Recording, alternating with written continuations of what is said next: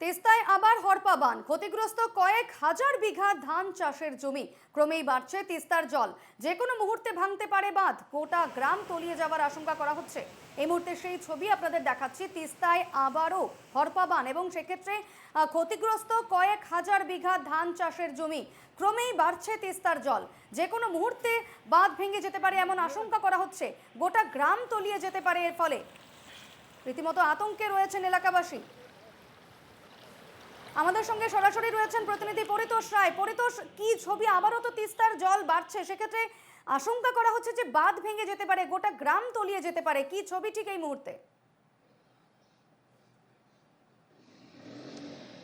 দেখো, একদমই ঠিক যে পাহাড়ে লাগাতার বৃষ্টির ফলে কিন্তু তিস্তার জল আবারও বাড়তে শুরু করেছে। এর আগেও কিন্তু আমরা দেখেছি তিস্তার জল বাড়ার কারণে কিন্তু মাল ব্লক, ক্রান্তি ব্লক এবং জলপাইগুড়ির বেশ কিছু এলাকা কিন্তু জলে জলমগ্ন হয়েছিল। কিন্তু আবারও সেই ছবি কিন্তু দেখা যাচ্ছে যে পাহাড়ের বৃষ্টির ফলে তিস্তার গাজলডোবা থেকে একাধিক জল ছাড়া হচ্ছে, যার ফলে কিন্তু যে ক্রান্তি ব্লক রয়েছে, ক্রান্তি ব্লকের রাজাডাঙ্গা গ্রাম পঞ্চায়েত ও চাপাডাঙ্গা গ্রাম পঞ্চায়েতের বেশ কিছু এলাকায় কিন্তু ইতিমধ্যে জল ঢুকেছে কিন্তু চাষের জমিতেও প্রায় কয়েক হাজার বিঘা চাষের জমি কিন্তু ইতিমধ্যে জলমগ্ন।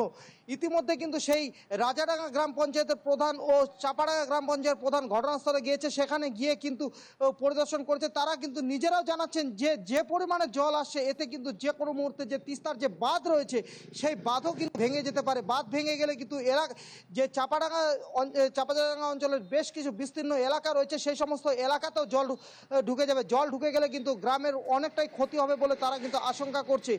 পাহাড়ে যে হারে লাগাতার বৃষ্টি হচ্ছে, তার কারণে কিন্তু তিস্তার যে গাজলডোবা রয়েছে, গাজলডোবা ব্যারেজ থেকে প্রতি ঘন্টায় ঘন্টায় জল কিন্তু বেড়ে ছাড়া হচ্ছে। জল একেবারে স্বাভাবিকভাবে তিস্তার জল যেভাবে বাড়ছে, সেই কারণে কিন্তু বাঁধ ভেঙে যাওয়ার একটা আশঙ্কা রয়েছে এবং এই বাঁধ যদি ভাঙে তাহলে গোটা গ্রাম তলিয়ে যেতে পারে, এমনটাই আশঙ্কা করছেন স্থানীয়রা। আপাতত ধন্যবাদ পরিতোষ।